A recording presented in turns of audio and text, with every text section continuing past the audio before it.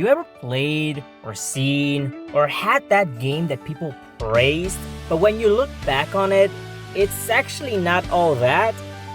Yeah, Sonic Colors is that. By all means, not a bad game. But people in the 2010s would swear on their mother that this game saved the franchise and that it was one of the best Sonic games since Sonic Adventure 2. Some even go as far as Sonic 3 for the Sega Genesis. No. Although recently, people have been saying that the game is mid, that the game is bad, or that the game is poodoo, which is like, I disagree with some of those takes, and I also feel like people are being too harsh on the game. But when you look at the whole package, you start to see some problems, which I can agree on. I want to share a fun fact before we start. When I was a wee little boy, around 9 years old, I really wanted this game, specifically the DS version. I just needed more DS games after playing New Super Mario Bros. So much. Come Christmas morning, and I got this game! Along with Mario Galaxy 2 and New Super Mario Bros. Wii. It wasn't really fair. Of course I played the good games first. But after playing and beating the other two games, I finally played Sonic Colors. And I never beat it. I was struggling with the 6th boss. For some reason. I was 9, okay? Which is weird considering I beat New Super Mario Bros. Wii and Galaxy 2 with no issues. And those games are way harder than Colors. The point is, I never beat Colors until I reached my teenage years and realized this was easier than I remember. I'm getting off topic here. Let's just talk about Sonic Colors before I keep rambling about things that don't matter, like my life. And I want to start with something that is just not fun. The story.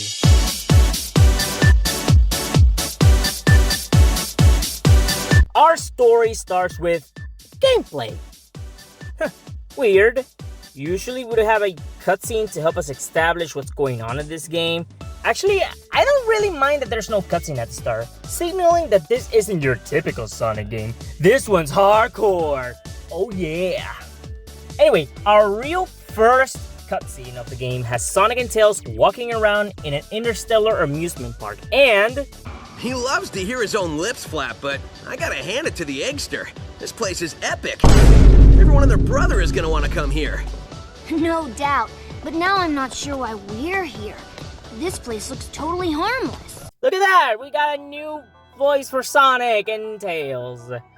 Roger Craig Smith. You guys know him as Ezio Auditore, Chris Redfield, and Doug! Remember Doug? What do I think of Roger? Sorry to be that guy, but I'm not a fan of Roger as Sonic. Love his other works, but his Sonic is just not it. The voice direction does not help him. However, we also have Kate Higgins as Tails. She's honestly pretty goated. One of the best voices for Tails. Back to the story though. This amusement park has been constructed entirely out of a sense of remorse for my past transgressions, and is in no way associated with any sort of evil plot or premeditated misdeeds. Lies! Fucking lies! But there's no time to relax as Orbot and Cubot are trying to catch an alien, and here's where you realize what the tone for this story is going to be like. Now, I don't mind when a story is cheesy or a little more child-friendly, but this feels too babyish. Even when I played this as a kid, I always thought this was too baby for me. Back to the story.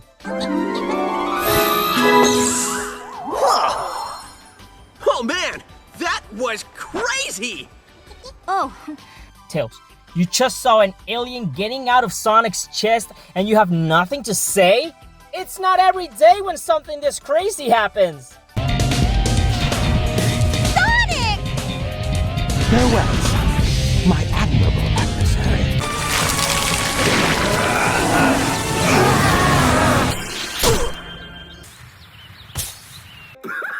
Never mind. Basically, the point of the story is that Sonic and Tails gotta travel through different planets and take down robots, save aliens, and that's it. Occasionally, get some stupid jokes that spend way too much time going, "Do you get it? Do you get the joke?" Like this one. He means since the boss said nothing will stop me, and Sonic here is going to stop him, it's like the boss was calling Sonic nothing. Great! I thought nobody would get that. Sonic fights a huge robot and takes it down easily. Tails invents a translator and it sucks. The little alien is called Yacker, and Sonic breaks the fourth wall. Yeah, I'll just stick with aliens if that's okay with everybody. Anyway, now we're gonna save little aliens on different planets. Let's go! Sonic finds a generator and must destroy it. But before he could do that, he must destroy another giant robot. I don't know if you noticed, but if you think I'm skipping stuff, that's because there's barely a story here. Hey, at least it has more of a story than Generations. Am I right, boys? Ayo! Oh, brother, this guy stinks! After we defeat that boss, we get the most iconic line in Sonic history. Anyway, it seems an evil man, and you might know him, who they call Baldy Nosehair. Baldy Nosehair! That's the best thing I've heard all day. I gotta remember that one. More mistranslations later, and we go to our next destination, Starlight Carnival. This cutscene, we get something that I was hoping for. Being controlled by Eggman, I thought we would have an honest-to-God Tails boss fight. And the possibilities were endless because Tails was faster than Sonic. Whoa, this guy is faster than Sonic. Shut up, Tails! It was 100% possible now. But... What the? Tails, buddy, are you alright? Huh? Where am I? Why is my nose hair tingling? Of course, we get to fight another Eggman robot. Anyways, now we're going to Planet Wisp. You know, as alien as this place is, there's something very Eggman-ish about it. Gee, I wonder what it is. Now we get the real most iconic line in Sonic history. No copyright law in the universe is going to stop me! Ah, damn it. Anyway, after a minute of yapping, we go to our next destination, Aquarium Park. Here's one reason why people don't like this story. Sonic just doesn't shut up! Hey, did somebody here order a clobbering? Are you sure? It says somebody ordered an extra large clobbering topped with everything. Shut up! Skylar, Shut up! please Shut up! stop. Shut up! Shut up! Shut up! Shut up! Shut up! Shut up! Shut up! After we defeat the robot, they talk about sushi. Damn it, now I want some sushi. In Asteroid Coaster, Sonic and Tails find a bunch of Wisp and Yacker is nowhere to be seen. Lol. These writers actually think they can write drama. That's cute. We find the last generator and Sonic keeps on yapping. Yeah, that's right.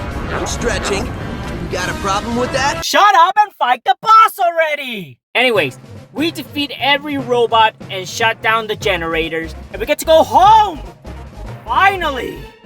But uh-oh, Eggman pisses on the moon again and things are not looking good. So, how about you and me make like Eggman's hairline and recede? Let's just go. Sonic fights against Eggman and defeats him in a final boss that looks oddly familiar, but I can't put my finger on it. Once Eggman is defeated, we must escape or else we die. For real this time. And so, Sonic dies. Or does he? Nah, he's not dead yet. Sonic frees every Wisp and they go back to their planets.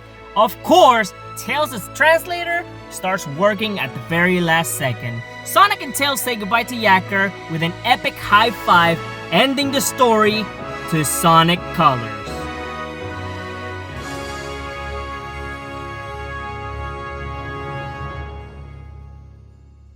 Or is it really the end?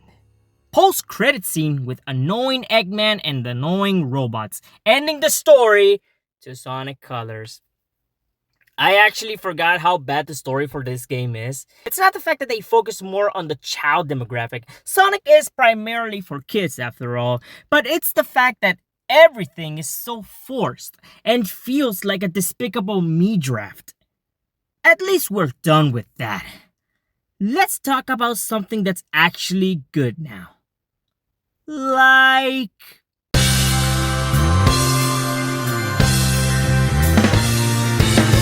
what do you want me to say about the Sonic Colors soundtrack that you already don't know? Hell, for any Sonic game really. Music, good. But sure, let's see if I can get into it. Level tracks are some of the most fun and energetic pieces of music I have ever heard in a video game. Whenever I listen to it, no matter the track, I just have a dumbass smile on my face.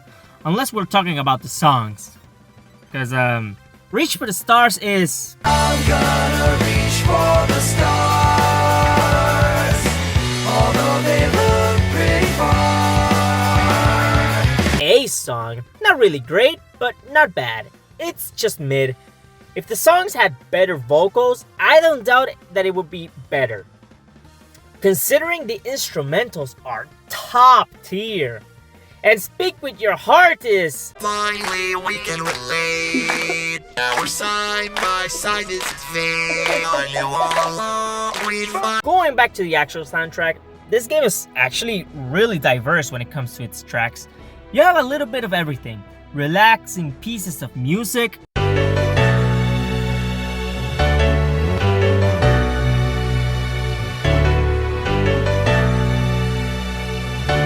jazzy sweetness,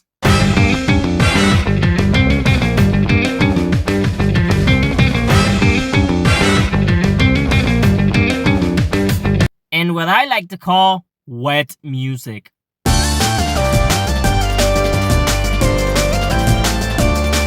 And it also has some 8-bit remixes for the tracks, but more on that later. Yeah, I have no complaints for this game's soundtrack. None at all. That is, unless we talk about Colors Ultimate.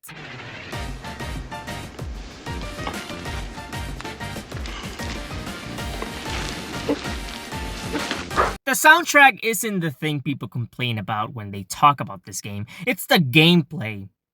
But before that, I want to mention a little something more. I've always been a fan of this game's level themes.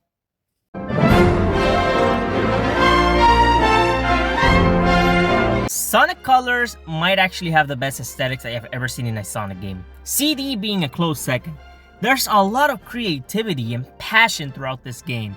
Not like in other games like Forces where it's just sloppy nostalgia. I'm getting off topic. Sonic Colors has some neat worlds to explore. Tropical Resort, basically being Eggman Land if it was made by Mr. Tinker. It's really cute and really charming. Sweet Mountain is a planet made of nothing but food. I would love to live in a world like this. I would also die from diabetes. Anyway, Starlight Carnival is legit magical. Not many Sonic games can have space look this great and expansive. Too bad the levels are mid. Planet Wisp is the home of the Wisp.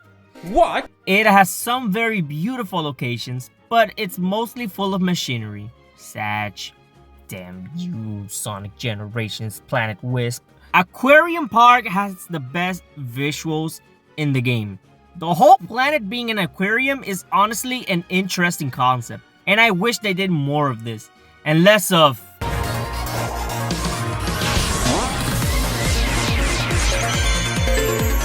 Asteroid Coaster is cool as shit. Riding those coasters is really fun. Too bad I have Veloxrotophobia. Or else I would enjoy this more. Terminal Velocity is, well, it's just a highway to run downwards. Not that interesting, which is fine. It makes sense why it isn't. Yeah, overall, some of the most unique level themes in the series. This would be the last time Sonic was ever this creative in its themes. I love Generations and Mania, so I won't badmouth those games. I will badmouth Forces. You had one job, Sonic Forces. Make more levels like Metropolitan Highway, but no. You wanted to go with Green Hill, Chemical Plant, and the Death Egg. At least with Generations, it makes sense for all the nostalgia pandering, not only being a celebration of the franchise, but also the Time Eater eating time. And Mania had the Phantom Ruby. Why can't Forces do anything right? I'm talking about not bad game. Let's just talk about gameplay. yes, before I got to part 4 of the gameplay, the discussion of the gameplay. This is post-edit, by the way.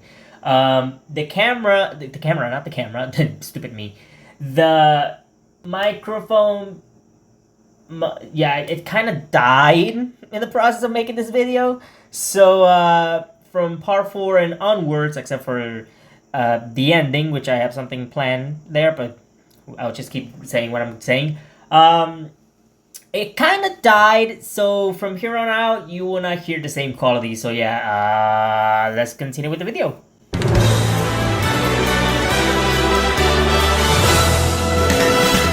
I remember when this game came out, everyone was saying Sonic Colors is like the daytime stages, but perfected, or something like that. And even then, I was like, No. don't get me wrong, the gameplay is fine as it is, but it's not revolutionary or anything like that. But let's get into it. Everything from Sonic Unleashed is back for this game. You got the boost, the homing attack, the sidestep, you wall jump. Sadly, you don't have the light speed dash or the spin dash. Both could have been good to have, but you can't always get what you want. Sonic also has the double jump for the first time since Sonic R, and I don't really like the double jump. It's honestly kind of sad that out of every Sonic game that has the double jump, it feels the best in Sonic R. That is definitely one of the sentences of all time. And if you're playing the Ultimate Edition, which I did for this video, you have your trustful buddy Tails save you from bottomless pits. That's the most useful he'll be in this game. New to Sonic Colors are the Wisps. You have access to them as the game goes along. Those Wisps being Laser, which is exactly what it sounds like. It's a laser. Drill, which you would go under anything that is dirt, water, or cake. It's really satisfying to use, and it's perfect for getting those S ranks. Cube, which isn't really the most useful unless you want those blue rings, perfect for the S ranks. Hover, it's honestly pretty boring. You'll float really slowly until you reach your next destination. It also gives you the light speed dash? What? Why? Why not give it to Sonic's natural moveset? Spike. You turn into a ball and roll around at the speed of sound without getting hurt by, well, spikes. It also has the spin dash? Why are you like this, Sonic Colors? Anyway, there's Rocket. You fly up at astronomical speeds and fall slowly. Really fun and good for collecting red rings. But more on that later. Frenzy. Sonic goes berserk and destroys anything in its path. But I'm not really a fan of this, at least in 3D. In 2D, this is great, probably the best Wisp. But in 3D, it controls really badly and it's a detriment. When it comes to the Wisp, it could be good or it could be bad. But one thing's for sure, they should have been a thing exclusive to this game only and nothing else. They serve their purpose for this game, both in gameplay and narrative. Some are fun, some are not fun, but for the most part, they're fine. Speaking of fine, the level design. The level design for Colors is a mixed bag. Some levels are good, some are decent, and some levels are about as long as the average Sonic Forces level. That's not good, which in a way makes Forces worse because you would think they learn from their mistakes, which they clearly haven't, but that's a story for another video. Something that the gameplay also suffers from is the pacing. Usually, the pacing for Sonic games are fine. Even the longer ones like Unleashed or even 06. I feel dirty saying that. But the pacing for this game is, well, pretty bad. Even Sonic Forces has better pacing than this game. Doesn't make it good. Speaking of good, Sonic Colors DS is a game that has great pacing and knows what it wants and should do. But more on that later. Speaking of not good, the boss fights. In my last video, I separated the boss fights into another part. This time, I would like to include it in this part. Did you like how energetic the daytime bosses in Unleashed were? Fast-paced and above all, fun? No? Well, you're in luck! Because here we have some of the worst collection of boss fights in the entire series! You don't believe me? Let's discuss them! Rodatotron, I don't even know how you spell that. Oh shit. Rodatotron, one of the easiest boss fights in the series. Just use the laser and you beat him in less than 20 seconds. Makes almost every boss fight in the series look like a masterpiece. Captain Jelly, if you have the Drill Wisp, you're golden. You hit him twice and he's done for. Easy as hell. Frigate Orkin, I don't know if I spelled that right. Just run towards it. Be sure to grab the Laser Wisp and you defeat it easily. Nothing special. Refreshinator! Stupid name. The same thing as the first boss fight, only with the Spike Wisp. Pathetic. Almost as pathetic as Infinite repeating the same boss battle as Metal Sonic and Forces. Admiral Jelly. Same thing with the second boss, only that you use the Drill Wisp in the water. A little better, but not special. Frigate Scullion. Same thing as the third boss fight, but with the rocket. Also pathetic. As you can see, half of these bosses, no, not even half, most of these bosses are copy-pasted from each other.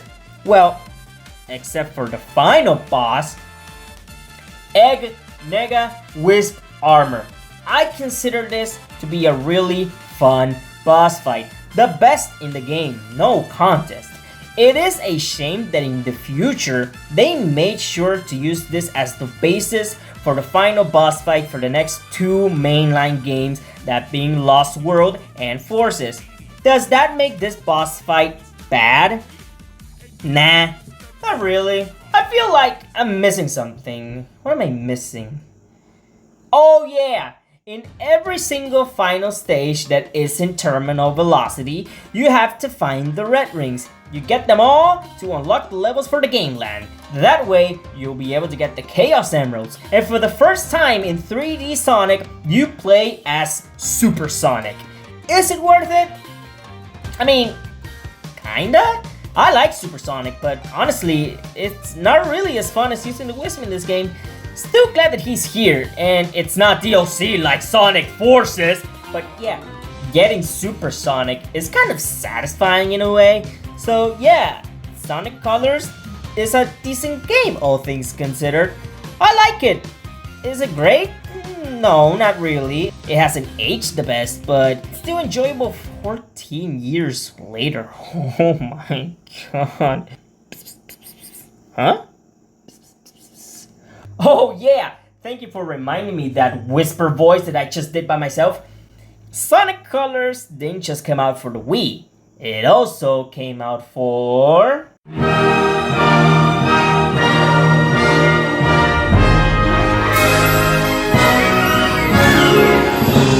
Sonic Colors DS is unironically in my top 10 favorite Sonic games. You like Sonic Rush?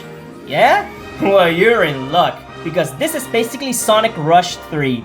The downside is that Sonic is the only playable character. Yep, Blaze isn't playable, which is weird considering she appears in the game. And Silver, oh, here we go again. They aren't the only Sonic characters that appear in this version of the game. Characters like Knuckles, Shadow, Omega, Rouge, and Big? Yeah, this game is number 1. They're only here for side quests. Oh well, it could be worse. Also exclusive to this version of the game, you can homing attack the Wisp Capsules, which for some reason you can't do in the main version.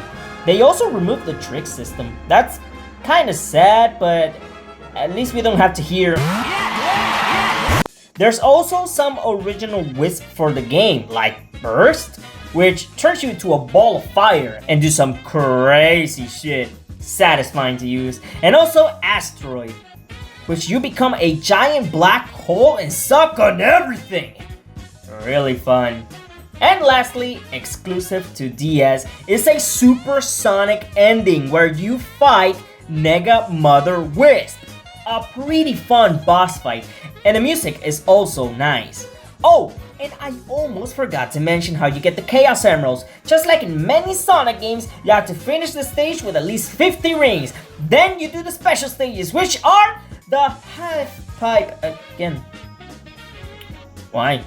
Anyways, yeah, this game in my opinion is leagues above the main game, and the writing isn't all that bad either. Actually, let's see who was the main writer for this game. It wasn't Ian Flynn.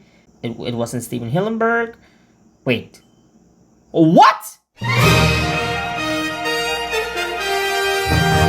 So yeah, Sonic Colors is a decent game, all things considered. It has some neat things here and there, but the level design and gameplay being too lenient on the Wisp can sour your experience. Well, I don't know, it didn't sour mine, maybe it can sour yours, I don't know, I don't care. Say you don't want to use the Wisps and you want to get an S rank. Too bad. You need to use the Wisp in order to get an S rank. But yeah, game's nice and I'm tired of pretending it's not. I give this game a 6 out of 10. Decent game, but if you really want to play Colors, play the DS version. That is an unironic 8 out of 10. Some good fun. Thank you for watching. Eat your vegetable. Drink a lot of water. Watch One Piece.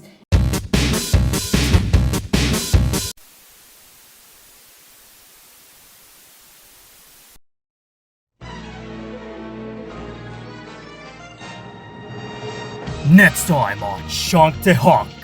Time is an illusion. Time travel in another Sonic game? This is gonna be a pain. Did someone mention time travel? Shut up, Silver! What is this big monster? And it's taking away our friends? 2 Sonics?